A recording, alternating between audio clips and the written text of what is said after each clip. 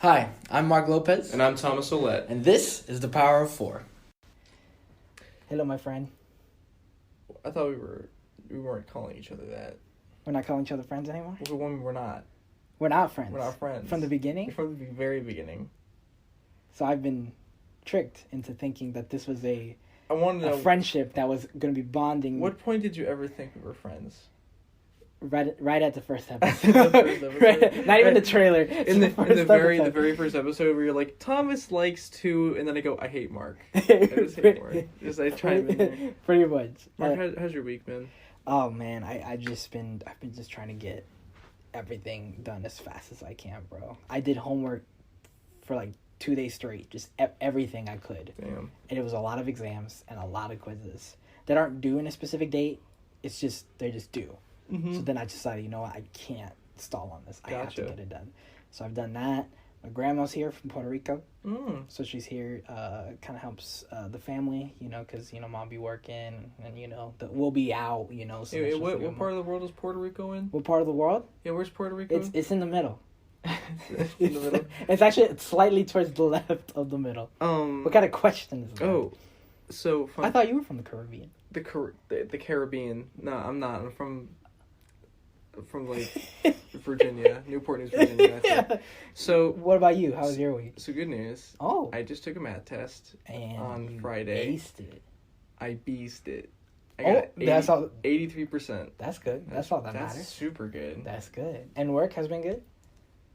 Oh, it's been F that one.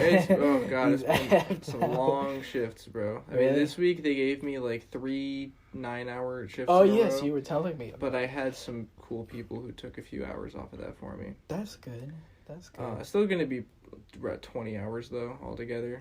In these next couple of weeks. And it's next week. Just the next. So week. Tomorrow I work 8:15 to 5:45. The next day I work. Yeah, you sound tired. I know. I haven't even started working yet. I was supposed to go to sleep. Okay, so we're recording this kind of late. I have ordered these mics, and in order to use the mics, we needed to get these cables. So I ordered the cables afterwards. They were supposed to be here 5 days ago. Yeah. Amazon 2-day shipping my ass. Oh yeah. So I was trying to hold this off as long as I could, so the cords come in here and we can give you a better sound and quality. But the cords didn't come in yet, so we ended up pushing this off until Saturday at 10:12 p.m. I'm supposed to wake up at 7 tomorrow. Where are you going tomorrow? Work. Right. I've been up since 6 today. That's crazy. But it's all good. I picked up Pokemon Shield. Oh. Yesterday. How have you tried it already? Yeah, here. Let me show you the box. Oh, perfect. Thomas is getting the box. Look how stupid this guy looks. Look how stupid that guy is, dude. Oh, snap. Pokemon Shield. Yeah. Look at that. It's pretty cool. I love it's almost like anticlimactic. Yes, okay, so... At the size of this. For those of you who don't know, a Nintendo Switch game isn't like the game box, isn't like a Xbox or PlayStation game box where you open it up and the disc is on there. The Switch runs off of, what are these called? They're like SD cards, right? SD cards. They run off of SD cards that the game is put in. Mm-hmm. So it's a small box. When you open it up, all it has is an SD card at the bottom. It's so funny because it's just this little, it's so cute. This little SD card. But that's cool. Well, at least you're treating yourself too. That's yeah, cool. no, I got a good grade yesterday, so I was like, you know what? Yeah. Like, you know what? I'm gonna give myself a win today. I'm just gonna go. I'm gonna play freaking Pokemon. That's good. So today's episode, we have my very best friend in the entire world, in the universe, and in every multiverse. And that's a fact. It's a fact. We've been there. Aidan, introduce yourself. My name is Aidan Leavans. That was horrible. Do it again. I'm as you heard, I'm Thomas's best friend. We've known each other for... I said introduce yourself. I thought you were saying, as you've years. heard, I'm Thomas Ouellette. So yeah, we've been friends for 9 years. Yeah, just about. Wow. Well, going on 10 here at the see, turn of the decade. Yeah. This is my question, right? So we met in 6th grade. Yeah, middle school. So I was 11. And you were 11. Yeah. So we're coming up on 9, not 10. He's still in his math class yeah, idea. no, right I got now. you. I mean, he's in a math class. I'm not. So. So anyways, a little bit about how me and Aidan met. So we met in a theater class, and we had to do partner projects. We had to write like a play about like using Greek gods to explain a myth or something like that. And I remember I had worked with Aidan in a small group thing beforehand, but I forgot what it was. But Was that the one with, I totally forget. was it like Laszlo and Noah? Yeah, Laszlo. So I worked with Aidan, a kid named Laszlo, and a kid named Noah in a previous group assignment. And then so the teacher's like, okay, write this play about myths and group up. And I was like, I hope to God I don't get paired up with Aidan, Laszlo, or Noah again. And sure enough, I look over and I see Aidan with his binder walking over to me. And I was like, Oh my god. really? Dude, admittedly, I was like, if they're in the group, we're not going to get any work done. But it wasn't you. It was It was the other Laszlo guys. and Noah. Yeah, shout out to Laszlo. Shout out to Noah too if he's still alive. I mean, I don't know how. I don't know. You're like I doubt it. But, I think the last time I ever even saw him was in high school, but I didn't really yeah. know him then, so I So, anyways, we know that my first impression of you is pure anguish. What was your first impression of me? it's honestly hard to remember because Okay, so I'm not memorable. Okay. Cool. you're really not. Alright, I'm yeah. gonna end this Every day here. I go home, I open up my brain and I take out all the memories with Thomas in them and I just throw them in the garbage. So that's why you're so stupid. Okay. No, just the memories with you. Well, yeah, but we do everything together, so like That's not. she's like, wait, it is true. I feel like I just remember you being that goofy, like the really weird kid, but like also lovable. It's hard to describe because for starters it was long ago, so I don't really remember what I first thought. Ago. But I think we both just had really crazy, stupid ideas, and so working together it just sort of clicked because we would just throw out these ridiculous thoughts. Totally would. And then put them together. And I have the perfect picture for the thumbnail of this. Oh really? So I'm gonna get it. We're chilling in my room right now. So you go get that. You go get that. Go ask Aidan. Ask me to get I'll the talk to picture Aidan. off the wall. I'll talk to The Aidan. bowl cuts. Yeah, no, it wasn't a bowl cut, but That's the bowl cut. Your breadhead. I look like Ian from Call him. He looks like Ian from Smosh and like the pinnacle of Smosh. Oh. This was me and Aidan. This is a picture of me and Aidan. And some other familiar faces you'll know. Oh really? This was us. And Felicity, Zach, Wow. Drew, Those you Young, said, yeah, Christian. Laszlo. This, Christian. This was us. Oh in my. 7th grade. There's me. And there's Aidan. That's not Thomas. That's It me, is. dude. It is. Whoa. Whenever anyone is like, hey, how can I, like, they're like, Oh. I couldn't find you in my yearbook, and I'm like, it's because I don't look like I do now. Back then I looked like Ian from Smosh, and they're like, oh, it's Ian from Smosh. Oh my god. I know, it's crazy. That was a fun day. Okay. He's exactly how I So pictured it. you know what this is? For those of you who remember the original Lego Harry Potter hairpiece, that was my hairstyle. I love how you look too. It's just Yeah, It was a good day. Was that the day we did the Broadway thing? Yeah, it was. We did like a whole workshop about Our theater class had a workshop at Mary Poppins. what is now Disney Springs. I don't know if it's still there, but they had a theater there at downtown Disney, and we were a part of like a theater workshop where Disney cast members and people who have worked on Broadway basically came out and taught us supercalifragilisticexpialidocious in like 2 hours. We found out that song was that whole play, the musical, was made for deaf people. Almost everything in that is like related to something in sign language. The whole song, supercalifragilisticexpialidocious, the choreography for that is like, I forgot what the guy said, but he's like, yes, this was made for people who can't hear music. Really? Yeah. I could be totally wrong. Oh my god. I just remember it was such a painful day. It was, the because choreography was horribly difficult. You can imagine a bunch of teenagers in middle school desperately trying to learn Broadway choreography in 2 hours, what normally people would work on for 3 weeks to months, probably. I just want to say, like, it is so incredibly easy to look at this picture and say, hey, where's Thomas? And then it's like, there's a kid with the stupid. It's like who in this picture do you think are best friends? Cyrus and it's Miller, just like those Anna.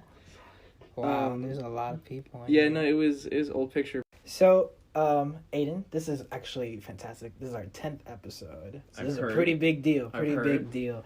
And a couple things that I want to talk about with you is we usually obviously talk about right after senior year, or even that year and how that was for you. Yeah. What you learned from that experience, and then from there moving on to actual real world experience, and then kind of figuring out there. So what was that first real years, and even talk about senior year, how that was for you? Yeah, I mean, high school was interesting. Mm. It wasn't bad. I've heard a lot of people say they sort of had a bad time in high school, or just certain years were worse than others. And absolutely. To an extent, it definitely, was the same for me. But it wasn't. I had a pretty good time. Freshman year was eye-opening. It was nervous. Freshman year's pretty big deal. Mm-hmm. Especially the time we were coming into it, a lot of stigmas around freshmen were still fresh. I remember looking at my mom's old yearbook, and they had freshman Fridays in those yearbooks. Right. And so I was super worried going into high school that we were going to get hazed, essentially. Oh, where they have the days where seniors and all the other years basically beat their shit out of the freshmen. Yeah, something like that. But those things are kind of disappearing right Yeah, after. oh yeah. Yeah, and so literally right after. It was gone at that point. And I got pretty lucky too, because when I had started, or I guess I should go back to theater and sort of, because that I'd say my high school that's where kind of revolved around theater, not theater revolving around high school. Yeah. Started in middle school. Yeah, it did. It did. Our theater class, 6th grade, I didn't know what to pick for my electives going in, and my mom suggested that I should take a drama class, and so I put in for it, and I got it. And immediately... What it really was God saying, I need to put these two together. So... it was me and Thomas meeting for the first time. No, it was divine intervention. But I took the class and kind of just immediately fell in love with Thomas. Theater as a thing. One of the two. Definitely theater. I really he wanted to with Thomas. Specify that. Continue, go ahead. And wanted to be an actor. I acted in a couple of the one acts we did, and auditioned for every main stage, if you'd even call it a main stage. Aladdin Jr. That was one. I think Alice in Wonderland Jr. These were over a series of years, but oh, God. I auditioned and made it into every single one. But because of my grades, that's right. So in the way we had it structured in middle school was sort of just like every other extracurricular. You had to keep your grade average above a C, and you could keep your role. But it was sort of ranked in a way that if you got the part, you'd be an actor. You were in the show, but you had to keep your grades up, and I was terrible at it. And so I constantly had, like D's. And because of that, I would always get bumped from my acting role. And Miss Somberger, the first year I was there, wanted me to be a stage manager. I use that word lightly, because basically definitely you kept your props in check. And I didn't do anything that a stage manager actually does, but I just and so that introduced me to the technical theater side of things, and started kind of instantly falling in love with that more than acting. And so, in a funny way, my bad grades got me to where I am today. Look at that. You hear that, kids? Fail school. Yeah, don't do that. Do good grades. It's just do good grades. I know English. But that's great. Yeah, and got into tech theater pretty heavily. So, technical theater had become a pretty big focus for me. Not acting anymore, but I still loved theater as it was. And so 8th grade going into high school, I didn't actually know that there was a technical theater class that you could take. So I didn't sign up for it because I didn't know what to look for. Right. So I just signed up for Miss Cochran's theater class. And when I remember open house going into meet her, I told her that I was more into technical theater than acting or whatever, but she asked if we were coming from Miss Somberger and was like super excited that I was, because I guess she had a bunch of good kids. I guess everybody who was the precursor to our group, had a good reputation. And so all of high school, I pretty much didn't care about anything except theater, I guess. You know, I still tried to do classes, but I was pretty mediocre. I tried to do the classes. Try to do it. The main reason we're in high school. Still wasn't really. Got that diploma. But I hear you. But yeah, I didn't really overachieve in my classes too much. I was just focused on theater the whole time. But it was honestly a blast. It was high school. At least right now, is sort of like been my prime because I was in theater. I was actively doing tech all the time. Mm-hmm. You know, we had to build the scenery after school pretty much every single day once we had a show set. I think I learned a lot more with Mr. Cochran than I did from some of my other teachers. Just like a lot of practical things. Mm-hmm. I learned how to drain like a sink pipe. Like if your sink is clogged, I learned how to unclog that. Mm-hmm. It's super easy. But, like, I never would have learned that in any other class. Yeah, you gotta get a straw, you suck out the water. Exactly, and yeah. And then right on the nose, dude. Right on the nose. Yeah. That's what the pipe is called, the nose pipe. That's what he was talking about. But that was through all the 4 years. I did. I was committed to it. I did tech theater all 4 years of high school. Mm-hmm. Learned a lot, made a lot of great friends. Like me. I met you in middle school. God. Well, damn, we're still. I met Mark in high school, though. Yes. Yeah, we're great friends. Yes, we are. So sorry.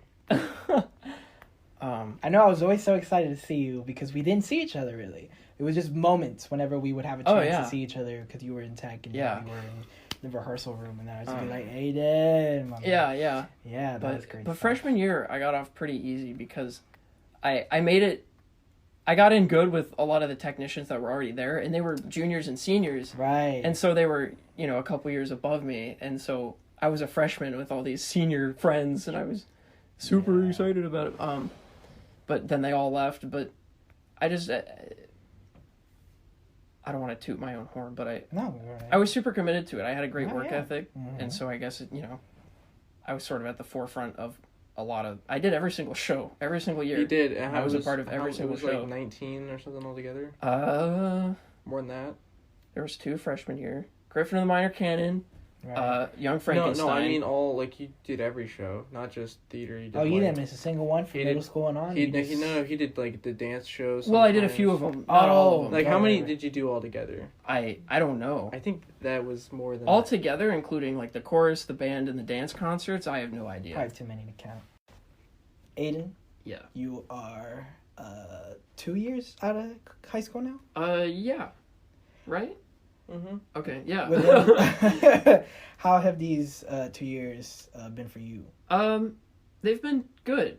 I've gotten a lot of experience, like just real life experience. I spent the past couple weeks actually living on my own, kind of. Mm-hmm. Not like homeless or anything, but my grandparents have a second home. And they spend about half the year up there in that house. And so the one down here is vacant. And so when I got my job at Disney, I decided to move in, pretty much. Mm-hmm. They didn't have a problem with me living there, and it's 30 minutes away, which is a lot easier than my dad's, which is about an hour from Disney World. Right. And what do you do at Disney? So I work front of house at Galaxy's Edge. Very I'm at Docking Bay 7. Very nice. Which is the quick service restaurant there. And how long you been working there already? I started in mid-August, so not too long. Maybe like 3 months. Have you enjoyed it so far? Absolutely. Wonderful. I'm a huge Star Wars fan, so it's a lot of fun for me. That's good. So before this, though, you right after you had just finished high school, what was your original intention? So out of high school, I was determined not to go to college. Not that I didn't want to, but just fresh out of high school, I was pretty much sick of school. Right. And definitely at least wanted to take a year off. Which, could be good or bad. No, but so far, it's I think it's been good for me. And because of that, my mom was basically forcing me to get a job. I was looking around. But a friend of hers works for Universal. She's a general manager for 3 Broomsticks. And they had a quick service job interview. It was sort of like a public thing. You could sign up for and go to it. And maybe a week after graduation, my mom said, "You're going." So I drove down there. I applied, got the job. My mom's friend asked if I wanted to go work for her at Three Broomsticks. So I did that for a year. I was a line cook at Harry Potter and Islands of Adventure. Very nice. That was a lot of fun, actually. I met a lot of cool people. I miss my old coworkers. Shout out to my old coworkers. I guarantee you none of them listen to this. I mean, I could put it on. I'll put it on my social. Maybe some of them will see it. Of course. I don't really keep in touch with a lot of them. A lot of them have left since I've left. But after a year, Galaxy's Edge was getting ready to open, and my mom has another friend who works for casting over at Disney World, and she told my mom that they still had food and beverage spots open, and if I was interested in applying. So I said, of course, I'd like to apply to go work at, the brand new Star Wars land. What kind of Star Wars nerd wouldn't want to work in Galaxy's Edge? And I applied, and in 3 days, I was hired. It was the fastest I've ever seen an application go through. Wow. I knew a lot of people who were applying for anything at Disney, and sometimes it could take a month or two before they even got to sort of like your over-the-phone online interview. Exactly. And so I got pretty lucky, which is knowing somebody that knows somebody. It's just how the world works now. It's a little crazy. Yeah. And started training just before opening, so I was lucky enough to get on opening team. Open the land. It's been great. That's good. I love Star Wars. I love working. And the new ride is opening up in a month from now. Yeah, December 5th, Rise of Resistance. Opening at Galaxy's Edge, Walt Disney World. So, I'm assuming you're very excited for this finale episode that comes out, the movie. The last one. Oh. Yes. I'm hopeful. Are you not a huge fan of the newer ones? Me and Aidan both. Okay, because I know your opinion on The Force Awakens was good. It set up a lot of great questions. Me and Aidan, but we've gone to see except for Solo, we've seen every Star Wars, every new Star Wars movie we've seen together. For the first time. We saw Force Awakens together. There's a small group of us that like to go and see the movies. We saw Rogue One. Steve's part of that group. Okay, we didn't actually mention this, but is that the picture? Yeah, that's the picture. Okay, so. This is a perfect time to introduce the fourth member of our recording. God, we look like a bunch of assholes. That was very chubby. This is definitely something we're gonna put in the thumbnail Look at that. So Steve's in here. He's one of our friends. So the group that we see Star Wars with is me, Aidan, Steve, and Javier. And Javier's dad. Javier's dad. You can't forget Javier's dad. Javier's dad You should have saw Javier's dad when he was geeking all over Galaxy. Yeah, I took him to Galaxy's Edge a couple weeks ago. He was like a little Steve hadn't seen it and Javier's dad hadn't seen it. But so Aidan's he's a pretty big Star Wars fan. Yeah. And so we saw Force Awakens, really liked it. We saw The Last Jedi, and we at first there was sort of that super fan euphoria of that was a new Star Wars movie. It was amazing. Right, you have that first. I've got my Star Wars fix. For about 3 days, I thought it was awesome. Then after those 3 days, I was like, this movie is terrible. And Thomas got me on board that train pretty shortly afterwards. And it took a while. It took a bit of convincing. I would call Aidan and I would say, Aidan, how can you defend this movie? It is terrible. And anyone who disputes me on this can fight me. The Last Jedi. Open invitation. It is a terrible movie. It absolutely is. It destroys everything the first one built. Yeah. I remember I was talking to Aidan and I was like, Aidan, it's like this, and this. And I remember he was like, yeah, I've been thinking about it. I think you're right. I think Last Jedi is pretty bad. Then I hear about Mark and how Mark really liked Last Jedi. I liked Last Jedi. I think it's mainly because I'm not very critical at a lot of things. Yeah, that's in life. That's pretty common, actually. If you're not like a super big Star Wars fan, a lot of people, some of the people I work with too, they don't really have a problem with it. This is another thing. Is I want to rewatch because the original. Mark, what are you doing? What's that? Mark, what the hell was that? It's fine. I don't. Okay, so if you guys heard that weird noise, that was Mark breathing like a whistle. Anyways, I was breathing like a whistle. So, I'll fight this but now. The original Star Wars movies, I don't think they hold up today. I think if the original Star Wars movies were first released today, they would bomb. You know what? 100%. Okay, yeah, we talked about that. Not even. I don't think they would survive even a little bit. I mean, think about all these. I think that's fair to say. Just the way people have evolved. Because the only reason Star Wars, how things look. the only reason Star Wars did as good as it did was because it was the first of its kind. That is why it did so good. Not if you look at it now. But I will say those movies are not good. Nothing has, even if it didn't exist. No, Empire Strikes Back is a great movie. Okay. Well, there's good parts of these movies. The thing is though, the story I feel like probably would have held up. Story, if it came out now, because if it was new, there's no other story like it. The story is original. The story as a whole, yes, but the movie. But the way how it's directed. In the first movie, when like the Sand People show up and they knock out Luke, and it's like, instead of killing him, they dance around him for a few seconds before Obi-Wan comes up and makes him go away. Right. And then how Han Solo runs into a room filled with probably like over 100 stormtroopers. And not a single one of them, not a single one of them can land a shot the entire movie. People would have problems with that today. We don't have to get into that controversy though. So, like you said, you've been out of high school for 2 years. You work at Disney now. Everything's looking pretty good. Everything's looking pretty just good. Everything's stable, and that's great. Yeah. In these last couple of months, or even in the 2 years that you were trying to figure out everything in your life, did you feel at all where you felt a little bit of doubt as to where you were approaching your life to be?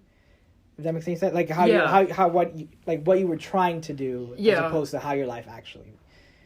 I still haven't even figured it out. You know, I have my heart set on technical theater. One day I would love to be a technician of some theater company. You know, Disney probably is sort of what I'm looking at right now, because through Disney Aspire, I can go to college for free, basically.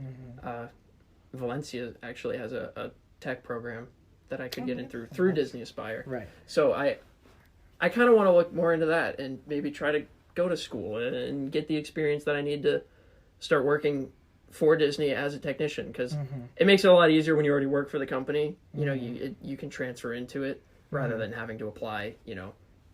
You have people to vouch for you and things like that. What I'm fascinated about you is that, like, you I feel like a lot of people definitely don't do that. I definitely don't do that. Just know what is much simpler for your life and not make it complicated. I feel like you really don't try to make your life complicated. I don't. Yeah, I think you really know what you want, and then it just makes your route easier. Yeah. I think. That's how I see it. My outlook on life is definitely...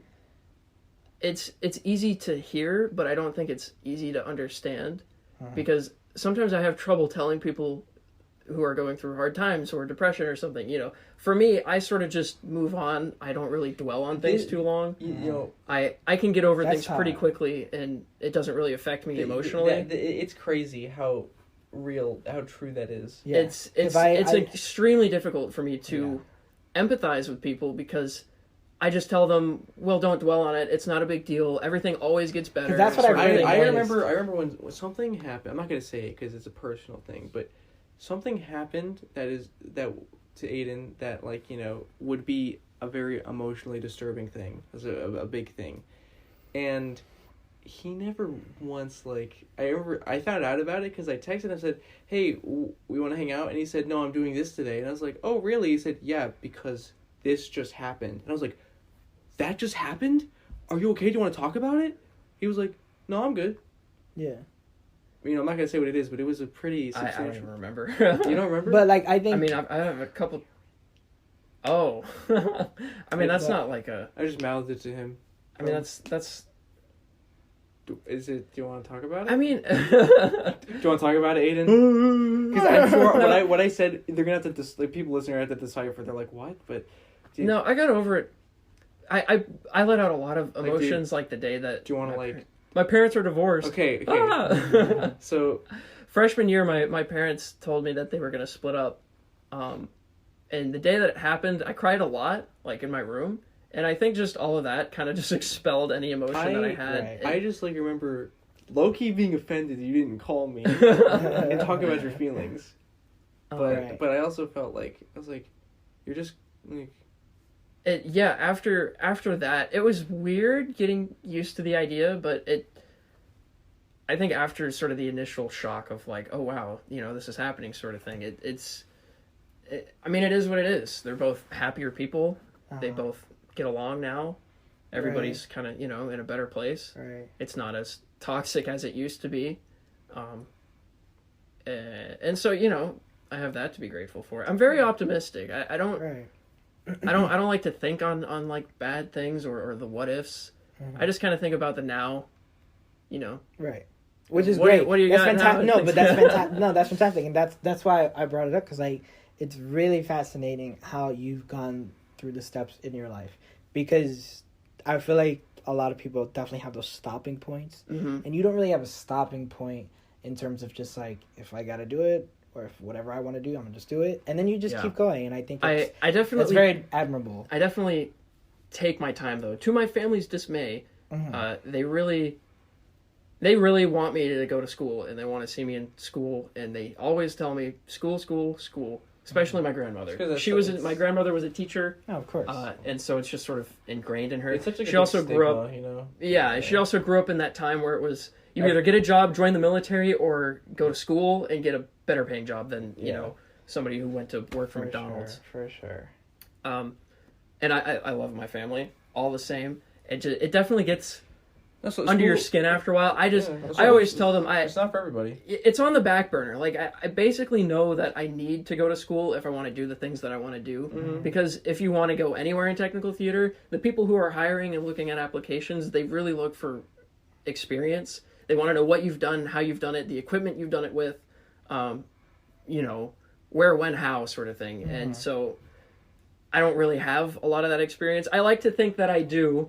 But, that's only because... you really do have a lot of hands-on experience. I mean, 4 years of... it's hard to... You worked with Mr. C, who was a professional, The Cochrans taught theater and tech very professionally, and we all learned in a very professional environment, and we pretty much set the par for any kind of theatrical show that would happen in Osceola County. Yeah, but I definitely... It's what I'm looking forward to, I think, the most, is just sort of figuring out how that's going to fit in. It takes me a while to cozy up to the idea of setting myself on that school schedule again and working on classes and committing and doing things like that. Because it's so easy to stop. No, I think it's definitely the hardest thing is to push yourself to do it. Going back, yeah. And so I've sort of told myself, if I'm going to do it, I got to do it sometime next year. So I might aim for... Hey, bro, I'll be there. Best friends all the way. Bro, but that's what I love about you, is the fact that you know that you have to find the time for that, but it's gonna happen regardless. Absolutely, and you know it's gonna happen. And that's the confidence about that, and it's gonna happen, and then it's just gonna work in your life. I'm so chill about everything. Yeah, and he's like, I'm so people good. need to calm down. I'm basically God. Like, I can do anything. I wouldn't say that. I'm kidding. So now, like you said, you're currently at Disney, working there. Everything's just a smooth process. What are you looking forward to, definitely in the holidays and going into the new year? Biggest thing, I started talking to somebody. That was probably one of the darkest points in my life, was actually like after high school. After a while, I got super lonely. And I didn't really talk about it with a lot of people. It's not like a big deal, Thomas. Don't look at me like you're surprised. You didn't talk to me? This is what I'm talking about. No. I talked to you about it. You remember the Tinder phase I went through? Oh, I do remember the Tinder phase. That was phase. sort of a part of it. Aiden used to get mad at me because... It's fine. We don't have to talk about it. Okay. But I remember... No. Here. I remember saying like that. That's what... There's one thing that Aiden will get me upset. Like, Aiden gets upset because I'm extra. I get upset with Aiden because he never talks to me about his feelings. That's not true. Well, he rarely talks to me about his feelings, so when they are, it's very, very minimal. Well, because usually if I need to talk to you about something, it's got to be like a big deal. I'm not gonna. I talk to Aiden about everything, and he talks to me about nothing. Anyway, but whatever. Anyway, the divorce is coming. Okay. So continue. Just girls, you know how they are. You can never get any of them to like you. But it was just like a dark time for me. I would go home and feel super lonely because I didn't have like a girlfriend. but after a while you sort of just get over yourself and you stop trying. And it's always when you're not trying that like somebody sort of comes into the light. Stop trying for a girlfriend, not in general. You stop trying in life and you die. No, you stop trying to impress people. You stop trying to flirt. You just sort of talk to people like a normal human being. But yeah, I'm looking forward to just seeing people, getting family together. It's the holidays, It's colder in Florida. We can't really complain about it being cold because it's only the 50s, but it feels great. It feels great. So it does. The weather, the people, I love the holidays.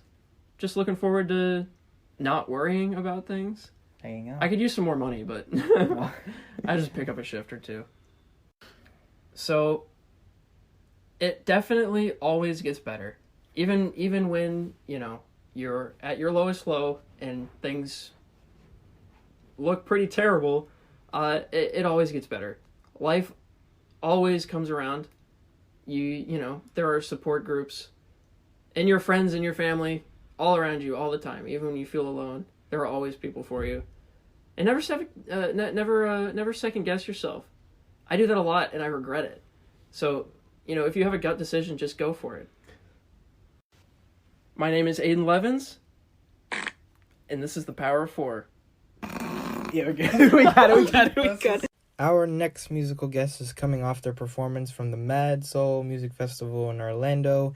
Ladies and gentlemen, this is the duo Picnic.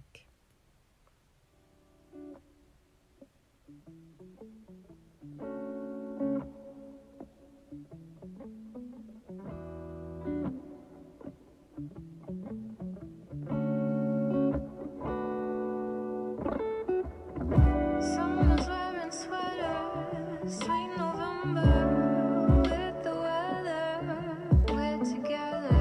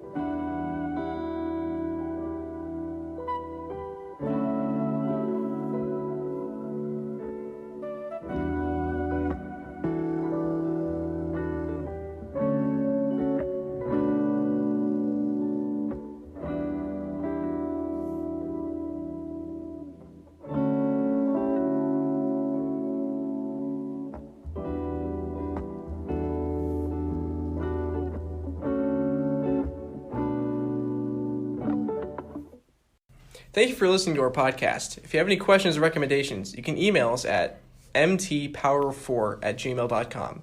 And find us on Instagram also at mtpower4. Once again, I'm Mark Lopez. I'm Thomas Olette. And this was The Power of Four. You can download us on Spotify and on the Apple official podcast. One take. One take.